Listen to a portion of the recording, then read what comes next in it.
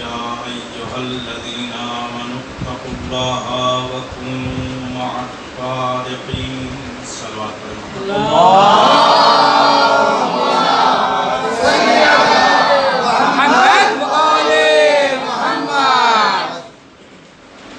آج نئے سال ماہ محرم کی پہلی تاریخ سن 1442 کا آغاز ہے اور حالات جو دنیا کے ہیں اس بنیاد پر تقریباً اب ہر گھر عزاخانہ ہو رہا ہے۔ ہم لوگوں کے یہاں انشاءاللہ جو مجلسیں ہو رہی ہیں ہوں گی، یہاں بھی آج ہم نے 3 بجے سے اعلان کیا تھا جو تاخیر ہوئی، لیکن انشاءاللہ وقت کی پابندی سے ہم لوگ آئندہ شروع کر دیں گے۔ سورہ توبہ کی یہ آیت عام طور پہ علماء کرام تلاوت کرتے رہتے ہیں اور آپ حضرات سماعت فرماتے رہتے ہیں۔ سورہ توبہ کی آیت نمبر 119 ہے، یا ایھا الذین آمنوا اتقوا اللہ وکونوا مع الصادقین۔ اے ایمان والو، اتقوا اللہ، اللہ کا تقوی اختیار کرو، وکونوا مع الصادقین، اور سچوں کے ساتھ رہو۔ اہم مرحلہ یہ ہے اور اہم گفتگو جس کی طرف ہم متوجہ نہیں رہتے جانتے ہوئے بھی، وہ ہے کہ یا ایھا الذین آمنو، اے ایمان والو، اتقوا اللہ، ایمان کے مرحلے میں رکے نہ رہو، بلکہ اب ایمان سے آگے ایک قدم بڑھاؤ اور ایمان کی سرحدوں سے نکل کر تمہیں تقوی الہی کی سرحد میں پہنچنا ہے۔ اتقوا اللہ، تقوی الہی اختیار کرو، اور یہ مرحلہ تمام ہو جائے تو ایسا نہیں ہے کہ تم کامیاب ہو گئے، بلکہ کونوا مع الصادقین، تقوی کے بعد اب تم سچوں کے ساتھ بھی ہو جائے۔ اگر آپ ہم غور کریں تو بڑے اہم مسائل ہیں، اور میں اپنے بچوں کے لیے بھی، اپنے بزرگوں کے لیے بھی، اپنے ساتھیوں کے لیے بھی یہ بات کہتا ہوا چلوں کہ معاشرے میں ایک اہم خرابی کی بنیاد یہی ہے کہ ہم ایک جگہ پر ٹھہر کر نہ خود آگے بڑھنے دیتے، نہ بڑھاتے اپنے آپ کو، نہ دوسروں کو بڑھتے ہوئے دیکھنا چاہتے ہیں۔ اللہ نے ارشاد فرمایا یا ایھا الذین آمنو، یعنی پہلا مرحلہ یہی ہے کہ تم ایمان والے ہو جاؤ، تم مومن بنو، اور اگر تم مومن ہو تو تقوی الہی اختیار ہوگا۔ مطلب کیا ہوا کہ ایمان کس چیز کا نام ہے؟ ایمان خود ایک اہم مرحلہ ہے۔ اللہ نے ارشاد فرمایا یا ایھا الذین آمنوا آمنوا باللہ ورسولہ، اے ایمان والو، تم ایمان والے ہو ہی نہیں سکتے جب تک کہ ایمان نہ لے آؤ اللہ پر اور اس کے رسول پر۔ اللہ اور اس کے رسول پر ایمان لے آؤ، یعنی مومن بننے کے لیے اتنا کافی ہے کہ ہم اللہ کو مانیں، رسول کو مانیں۔ یہ میں نے کیوں عرض کیا؟ عام طور پہ ہمارے معاشرے میں یہ دیکھا اور سنا جاتا ہے خدا ہم سب کو محفوظ رکھے. جس بات کو آگے کہنا چاہتا ہوں کہ ہم نے صاحب کو برا کہنا شروع کیا. ارے بھائی مومن کی برائی نہ کرو. ہم فوراً ایک سرٹیفکیٹ رکھے رہتے ہیں بھیا وہ مومن کا ہے. بھیا وہ مومن ہے یا نہیں ہے وہ بات کی چیز ہے. ہم نے جو برائی کیا ہمارا ایمان چلا گیا. صلوات پڑھے محمد والے.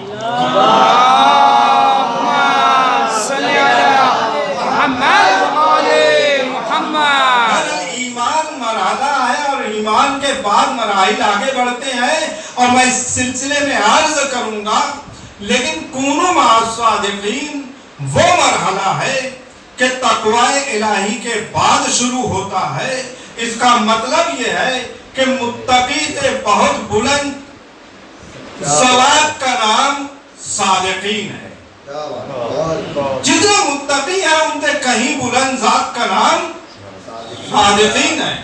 اور صادق کا یہ مطلب ہے ہی نہیں جو سچ بولتا ہے.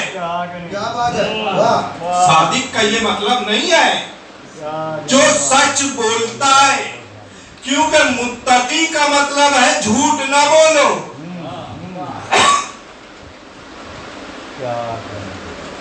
جب ہم متقی ہو جائیں گے تو سچے خود ہی ہو جائیں گے. اور جب سچے ہو جائیں گے تب صادق کے ساتھ ہوں گے. صلوات پڑھے محمد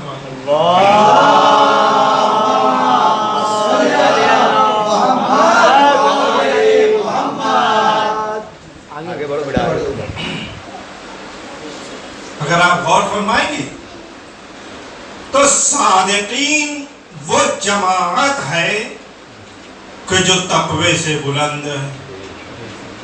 اور جب تقوی سے بلند ہے تو صادق کا کچھ اور مطلب ہوگا ضرور. صادق کا مطلب سچ تو ہے نہیں. دیکھیں بس ایک مثال دے کے آگے بڑھ جاؤں گا. ان بچوں کے لیے بھی بزرگوں کے لیے بھی. متقی اسے کہتے ہیں کہ جھوٹ بولتے بولتے رک جائے خوف خدا. برائی کرتے کرتے روک لے اپنے آپ کو خوف خدا میں. ہر برائی کا نام نہیں لوں گا. کسی بھی برائی کا تصور تو ہو لیکن نہ کرے اس واسطے کہ خدا ناراض ہو جائے گا. اسے کہا جائے گا صاحب بڑا پرہیزگار ہے, متقی ہے, جھوٹ نہیں بولتا. لیکن صادق اسے کہا جاتا ہے کہ جس کے ذہن میں بھی جھوٹ بولنا نہ آئے. صادق اسے کہتے ہیں جس کے ذہن میں بھی برائی کا تصور نہ آئے. اور اسی کا دوسرا نام معصوم ہے. معصوم اسے کہتے ہیں جو برائی سوچتا بھی نہ ہو. صلوات پڑھے محمد وآل محمد.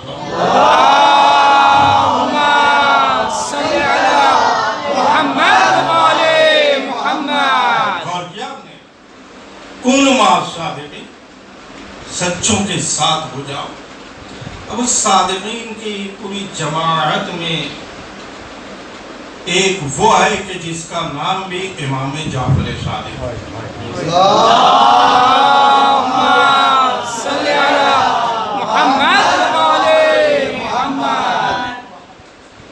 اور ہو سکا تو میں آپ ہی کی عظمتوں کے سلسلے میں چند باتیں عرض کروں گا جب تک کہ مجالس کا موقع ملا.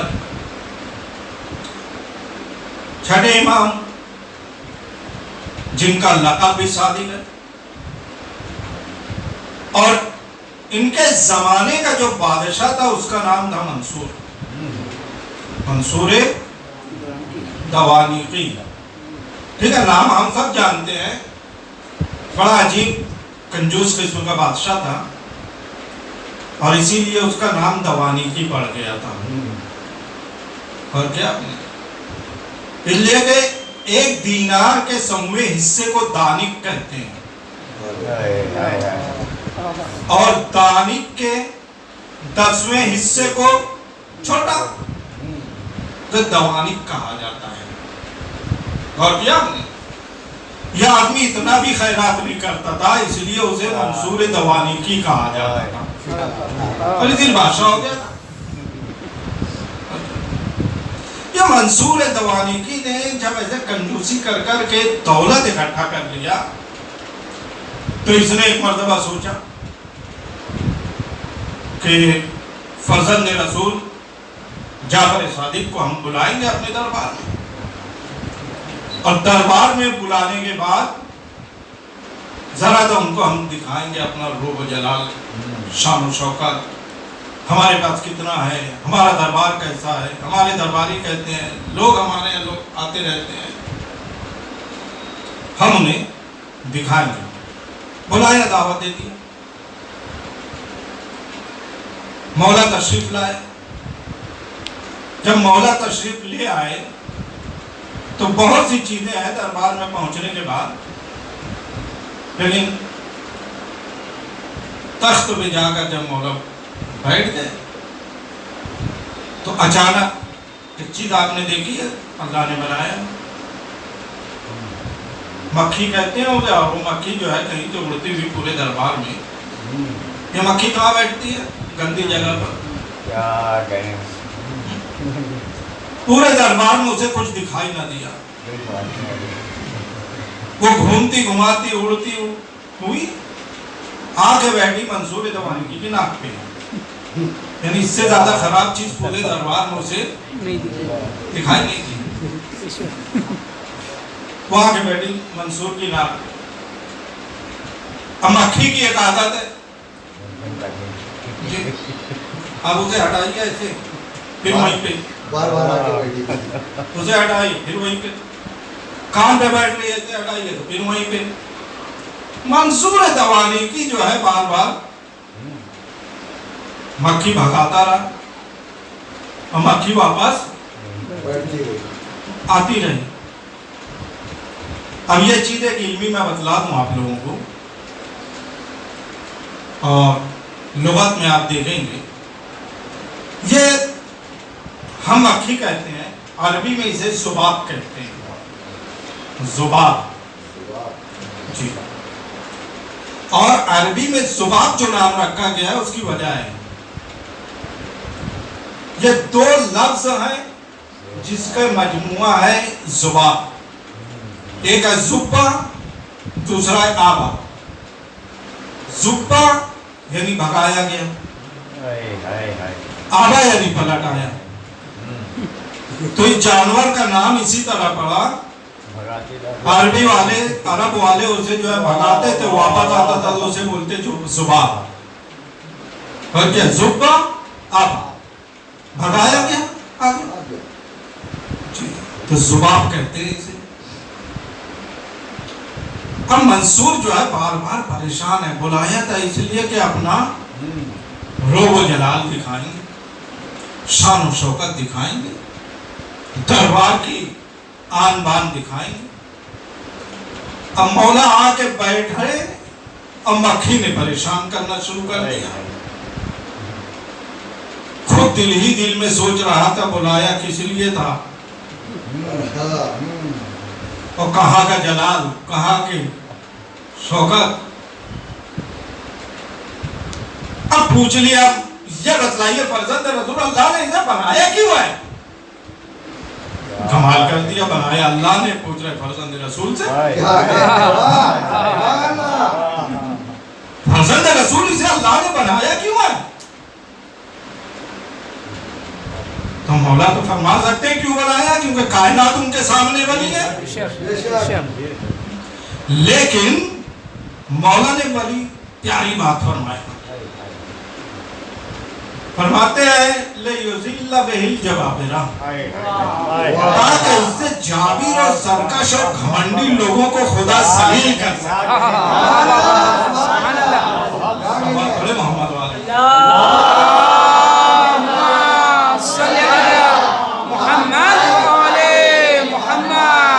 اب دربار بھرا ہوا، پہلے سے پروگرام یہ تھا، انتظام یہ تھا کہ یہ آئیں گے تو ہم ان کو یہ دکھائیں گے وہ دکھائیں گے، سارے درباری وہاں پر متوجہ ہو گئے کہ یہ تو الٹا ہو گیا، تو بات کیسے کی جائے، کیسے کیا کہا جائے۔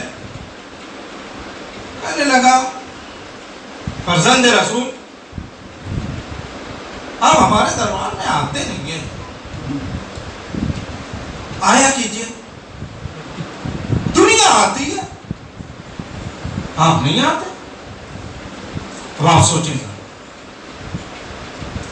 کہہ رہا ہے فرزند رسول سے کہ فرزند رسول آپ آتے نہیں ہیں، آیا کیجئے۔ کیا جواب دے مولا؟ مولا فرماتے ہیں بس یہی سبب ہے ہمارے لیے کہ کہیں رہو شریعت سے نہ ہٹو، کہیں رہو دینداری ہاتھ سے جانے نہ پائے۔ اب دربار ہے، بادشاہ ہے تو ہوا کرے، فرزند رسول آپ آتے نہیں، آیا کیجئے۔ بولے تیرے پاس کوئی ایسی خوبی تو ہے نہیں کہ میں آؤں، اب میرے پاس کوئی دنیا نہیں ہے جو چھن جانے کا ڈر ہے، میرے پاس کوئی ایسی دنیا نہیں ہے کہ جو چھن جانے کا ڈر ہو، اور تیرے پاس کوئی خوبی نہیں ہے جو لینے آؤں۔ اس کا مطلب آپ سمجھ گئے؟ تعلقات کی بنیاد مولا نے فرما دیا، تعلقات کی بنیاد مولا نے فرما دیا، میل ملاپ کے طریقے اور سلیقے کو مولا نے فرما دیا۔ ہر ایک کو نہ مانا جاتا ہے، نہ ہر ایک کے پاس جایا جاتا ہے۔ سبحان اللہ، چاہے وہاں جہاں تے آخرت سدھرنے کا خیال، یقین ہو، اطمینان ہو، بس وہیں جائے کہ ہاں یہاں سے ہمیں کچھ مل سکتا ہے اور آخرت سمجھ سکتی ہے۔ کوئی ضرورت نہیں ہونا، آج بھی آپ دیکھ لیجئے، اور ہمیں دنیا کو نہیں دیکھنا ہے، ہمیں اپنے آپ کو دیکھنا ہے، ہم کہاں جاتے ہیں اور کس لیے جاتے ہیں۔ یہ مسئلہ نہیں ہے کہ ہم وہاں جاتے ہیں، غریب کے پاس بھی جاتے ہیں، لیکن اگر مقصد ہے کہ اس سے کام نکالنا ہے تو ہم دنیا دار کے حساب سے جا رہے ہیں۔ لیکن میں کیا عرض کر رہا ہوں، ہم دنیا داری کے حساب سے جا رہے ہیں، اور اگر کسی امیر کے پاس بھی جا رہے ہیں لیکن اس کے دین کی وجہ سے جا رہے ہیں اور اللہ کے حکم کے مطابق جا رہے ہیں تو یہ ہماری دینداری ہے۔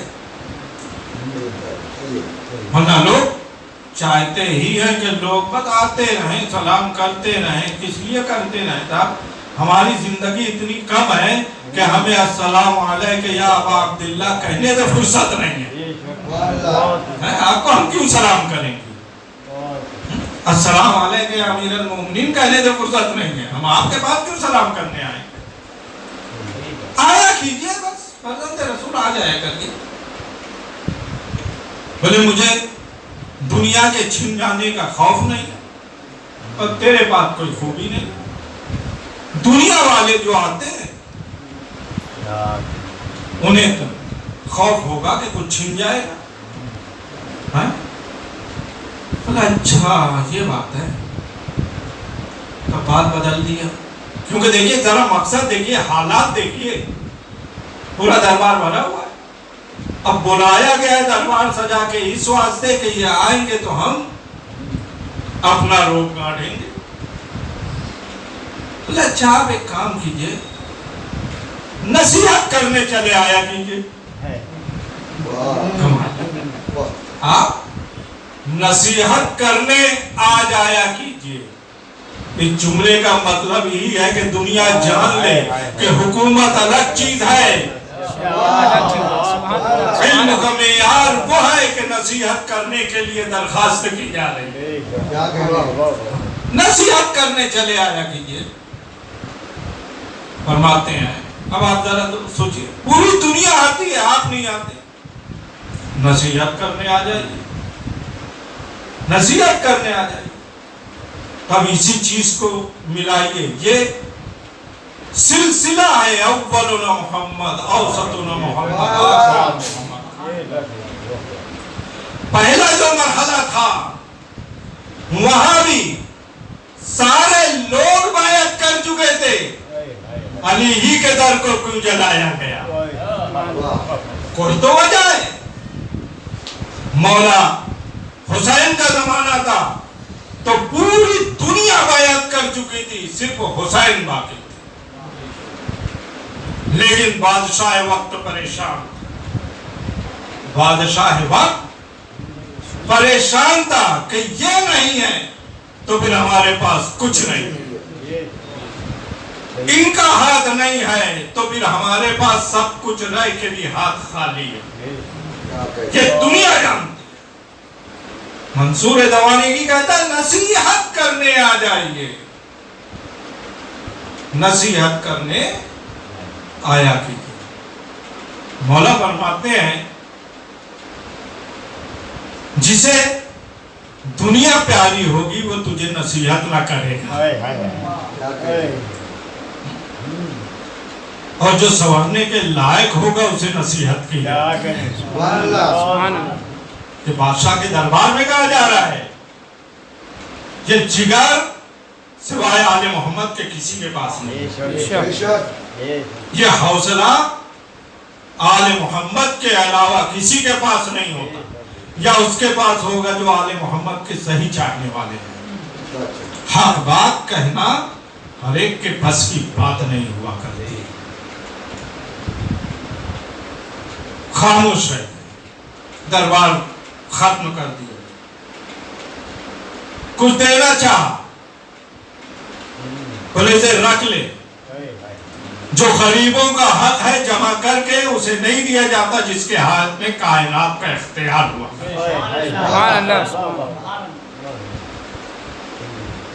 اسے نہیں دیا جاتا، اسے غریبوں میں بانٹ دے جس کا روک کے اور جس کا چھین کے تم نے جمع کیا۔ دربار سے باہر نکلا ہے، جب دربار سے نکلے ہیں تو امام کے صحابی ساتھ میں ہیں، جو مولا ہم لوگ تو آپ کے ساتھی ہیں لے کے ہمیں دے دیتے، لے کر ہمیں دے دیتے، فرمایا اگر میں لیتا تو دنیا یہی کہتی جعفر صادق نے لیا، سبحان اللہ۔ اگر تمہیں چاہیے تو یہ دیکھو زمین پر، اللہ اکبر، یہ دیکھو زمین پر، اتنا کہے کہ جو اشارہ فرمایا ہے زمین سراسا کھسکی ہے اور درمیان سے سونے کی نہریں بہتی دیکھا ہے صاحب۔ یہ آپ سمجھ رہے ہیں یہ اشارہ کا ہے، یہ انداز کا ہے، میں صرف اشارہ کر کے آگے بڑھ جاؤں گا۔ وہ پہلا محمد تھا، دوسرا محمد تھا، یا کہنا چاہیے وہ پہلا علی تھا کہ جس کی ضرب جب چلی تھی تو زمین کے حصے ہوئے تھے۔ یہاں ضرب کی ضرورت نہیں ہے، اشارے کی ضرورت ہے۔ مولا یہ آپ کے اختیار میں رہا ہے، اختیار میں ہمیں مومن کو دنیا میں پریشانی اٹھانا پڑتی ہے۔ یعنی آپ غور کر لیں، جو وہ مولا کا فرمان ہے کہ اگر زیادہ آسانیاں رہتی ہیں تو خدا بھول جاتا ہے انسان، یہ حقیقت ہے۔ ہاں تھوڑا سا قرض رہے، قرض نہ لیا جائے، لیکن اگر ہے تو صبح سے شام ہاتھ اٹھے ہوئے ہیں، دیکھیں میں کیا تھوڑی پریشانی آ گئی بیماری کی تو خدا یاد آنے لگا، ورنہ جسے 400 سال تک چھینک نہ آئے اسے فرعون کہا جاتا ہے، جانتے ہیں نہیں آپ؟ مومن کو تو پریشانی دنیا میں اٹھانی، اس کے لیے جنت ہے، تو اس کا مطلب کیا ہے کہ سارے مومن پریشان حال رہے ہیں؟ میں کیا عرض کر رہا ہوں، سارے مومن پریشان حال رہے ہیں، بلکہ اس کا یہ مطلب نہیں ہے۔ معمولی سی ٹھوکر کافی ہے خدا کو یاد دلانے کے لیے، ورنہ مومن کے پاس ہوتا ہے اور وہ مومن ہوتا ہے تو اتقوا اللہ کی منزل میں ہوتا ہے، اور اسے ساری چیزیں اپنی معصوم کا صدقہ دکھائی دیتی ہے کہ اگر ہے ہمارے پاس تو یہ ہمارا ہے ہی نہیں، یہ اللہ کا دیا ہے لیکن صدقے میں ان کے ہے، تو یہ جہاں چاہیں کہ وہاں ہم دیتے چلے جائیں۔ یعنی اس میں 4 پیسے کی بات نہیں ہے عزیزو، اس میں کچھ روپیہ خرچ کرنے کی بات نہیں ہے دوستو، بلکہ اس میں مرحلہ ہے سب سے اہم۔ یہاں تک میں کہہ دوں کہ صرف جان دے دینے کی بات نہیں ہے کہ مولا کے نام پہ ہم نے جان دے دیا، لیکن میں کیا حال کروں، اپنے نفس کو مار ڈالنا اہم ہے۔ اب آج کے حالات میں کچھ لوگ کہنے لگے مولانا ہم کیا کریں، ارے عزاداری، ہم کیسے عزاداری کرتے تھے اب آج کیسے کریں؟ کوئی مسئلہ نہیں ہے، عزاداری بھیڑ بھاڑ کے نام کا نام نہیں ہے، عزاداری نام ہے امام زمانہ اور جناب سیدہ کو پرسہ دینے کا۔ اللہم صلی علی محمد و آل محمد۔ عزاداری بھیڑ بھاڑ میں ہم نے یہ کر لیا، ہم نے وہ کر لیا، اسے نہیں کہا جاتا، بلکہ عزاداری کہا جاتا ہے کہ ہم سے معصومہ خوش ہو جائیں۔ جس مرحلے پہ معصومہ خوش ہو جائیں وہ ہماری عزاداری قبول ہے۔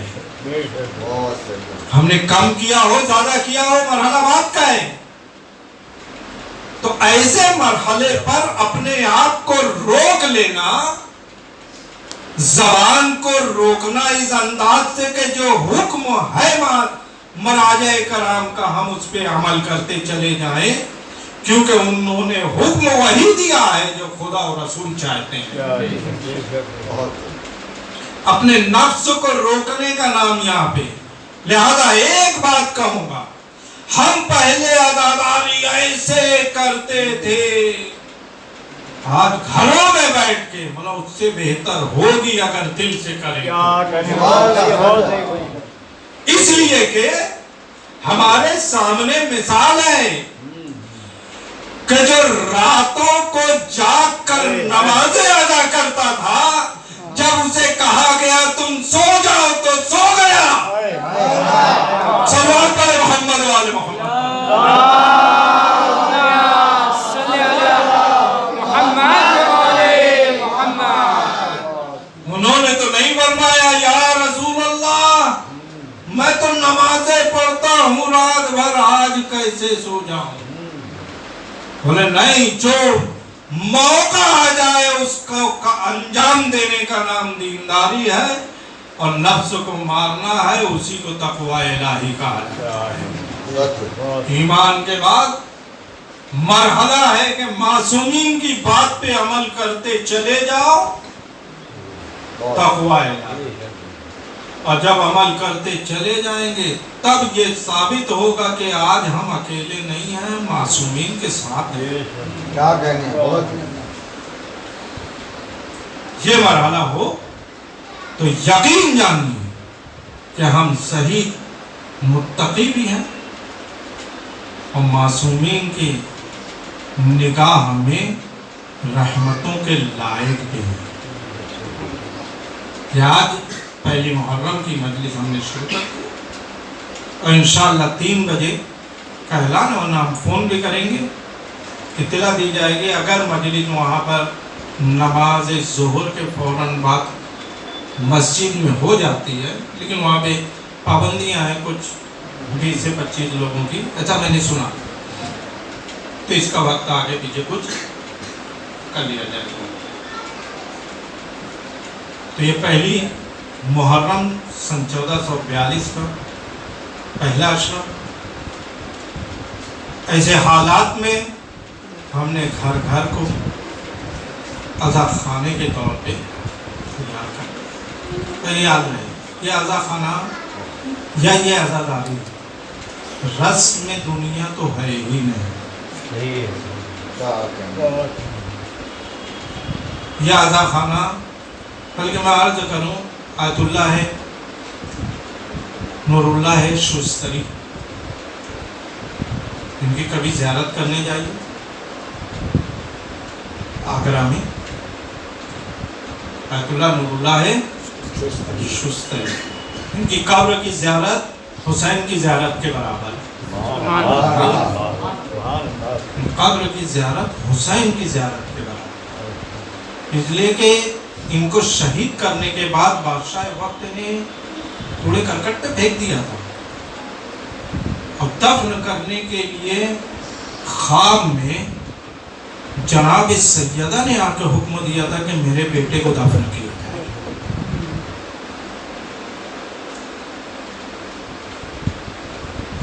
جو سیدہ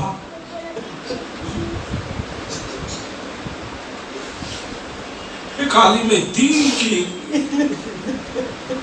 میت کو آسمان کے نیچے دیکھنا پسند نہیں کرتی حکم دیا کہ جاؤ میرے بیٹے کا لاشا ایک اور کفن پڑا ہوا. سیدہ کے دل سے پوچھا جائے کہ حسین کا لاشا جس وقت کربلا ہے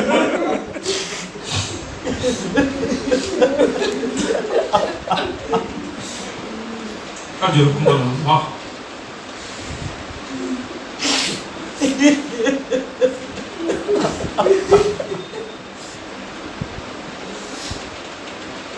اجرکم اللہ خدا ان آنکھوں پہ رحمت نازل کرو ان آنکھوں کے گناہوں کو معاف کرو.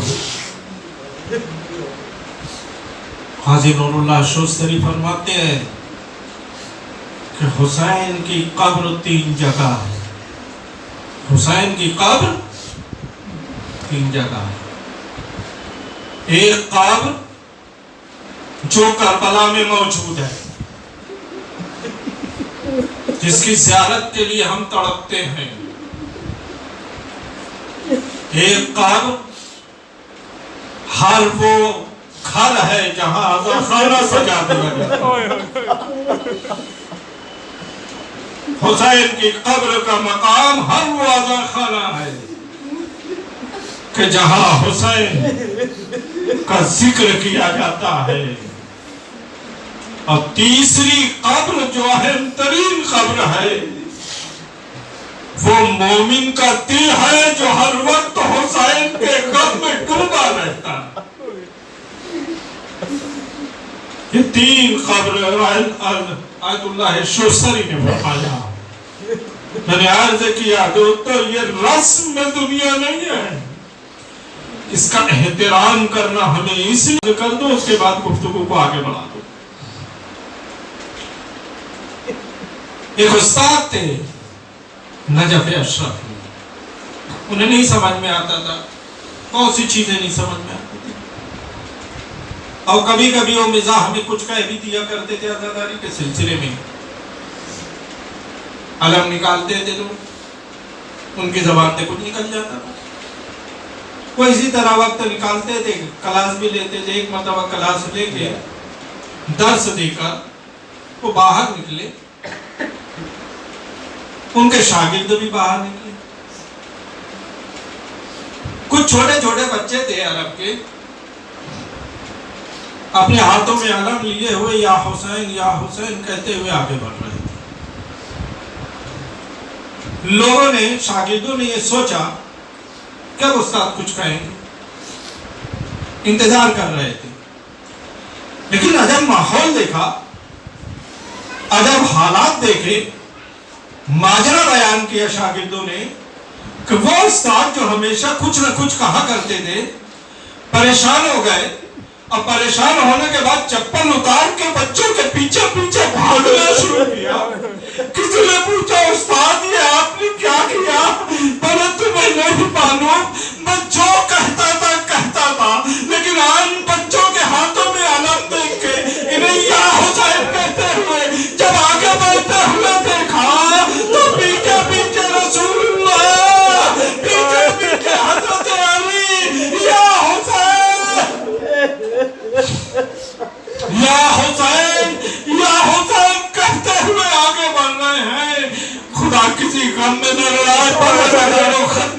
میں نے پہلی ماہ محرم الحرام ہے، حسین مکہ چھوڑ کے کوفہ کی سمت روانہ ہے،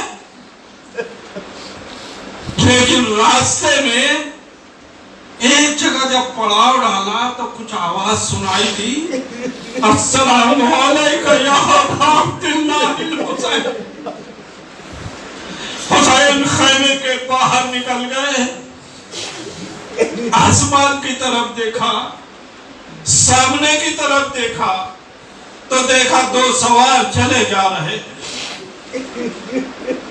مولا کو آواز دیا، میرے بھائی عباس ذرا ان گھوڑ سواروں کو روکو، یہ شاید کوفہ کی سمت سے آ رہے۔ انہیں بلایا، قریب آئے، کہا حسین نے تمہیں بلایا ہے، فرزند رسول نے یاد فرمایا ہے۔ قریب آ گئے، کہاں سے آ رہے ہیں؟ کہ کوفہ سے آ رہے ہیں۔ کوفہ کے حالات کیا ہے؟ دونوں نے ایک دوسرے کی نگاہ میں نگاہ ڈالا، سر کو جھکا لیا، سر کو جھکا لیا۔ مولا عباس نے فرمایا جواب کیوں نہیں دیتے؟ ہمیں معلوم تھا یہ حسین کا قافلہ ہے، ہمیں معلوم تھا فرزند رسول کا قافلہ ہے، ہم اسی لیے راستہ بدل کے دور سے جا رہے تھے۔ کس لیے؟ کہا اس لیے کہ ہم جانتے تھے کہ مولا اگر ملاقات کریں گے تو کوفے کے حالات ضرور پوچھیں گے۔ کہا پوچھ ہی لیا ہے مولا نے تو بیان کر دو۔ کہا مولا جس وقت ہم کوفہ سے چلے تھے آپ کے بھائی عقیل مسلم ابن عقیل کے پیروں میں رسیاں باندھ کر گھوڑے سے کھینچ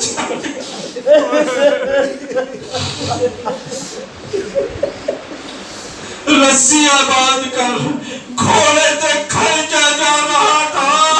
مولا نے فرمایا انا للہ و انا الیہ راجعون۔ رزم میں قضائے و تسلیم نے اپنے مولا پاک کی آنکھوں میں آنسو آ گئے۔ خبر خیمے تک بھی گئی، بیویوں تک بھی پہنچی۔ جناب عباس کی چھوٹی بہن کے شوہر ہے جناب مسلم۔ مولا خیمے میں گئے، اپنی بھانجی کو بلایا، بھانجی کا نام ہے حمیدہ، چھوٹی بچی ہے 4 برس کی۔ اسے آواز دیا، آواز دینے کے بعد بلا کر حسین کے سامنے بٹھا دیا۔ حسین نے سامنے سے اٹھا کے زانو پہ بٹھایا۔ حسین کی بھانجی ہے حمیدہ، مسلم ابن عقیل کی لڑکی ہے۔ شہزادی کو سر پہ ہاتھ پھیرا، مولا پاک کو آواز دیا، بھیا وہ گوشوارے جو تم نے لیے تھے سکینہ کے واسطے، ذرا وہ گوشوارے لے آنا۔ گوشوارے منگائے، حمیدہ کے سر پر ہاتھوں کو پھیرا۔ اہل بیت کے گھرانے کی بچی ہے، بڑے پیار سے ماموں کو دیکھا۔ ماموں ہمیں لگتا ہے کہ ہم یتیم ہو گئے،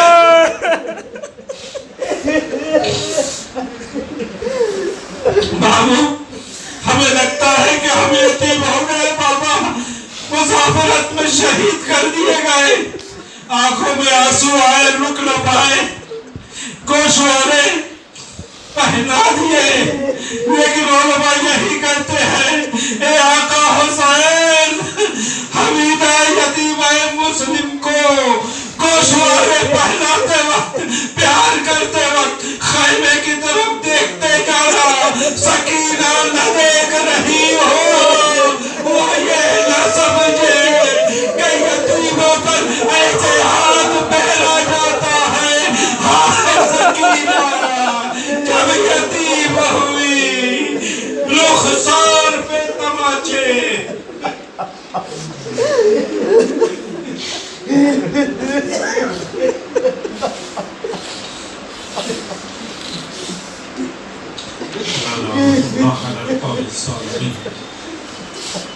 سيعلم الذين ظلموا أيهم منقلب ينقلبون ربنا تقبل منا إنك أنت السميع العليم پروردگار کے لیے واسطہ محمد و آل محمد کا ہماری اس عبادت کو قبول فرما الہی آمین معبود واسطہ ہے محمد و آل محمد کا شہدائے کربلا کے صدقے جہاں کہیں مریضان موجود ہوں ان کے مرض کو ختم کرتے ہوئے شفائے کامل عنایت فرما الہی آمین معبود جہاں کہیں مومنین و مومنات موجود ہیں ان کی جان مال عزت و آبرو کی حفاظت فرما الہی آمین جو مقروض ہیں ان کے قرض کے ادا کرنے کا اسباب فراہم فرما معبود ہمیں اس ماہ محرم میں صحیح عزاداری کا مطلب سمجھتے ہوئے عزاداری کرنے کی توفیق عنایت فرما الہی آمین امام زمانہ کے ظہور متعجل فرما ہمیں اس لائق فرما کہ ان کے اعوان و انصار میں شریک ہو سکے آخر دعوانا الحمدللہ رب العالمین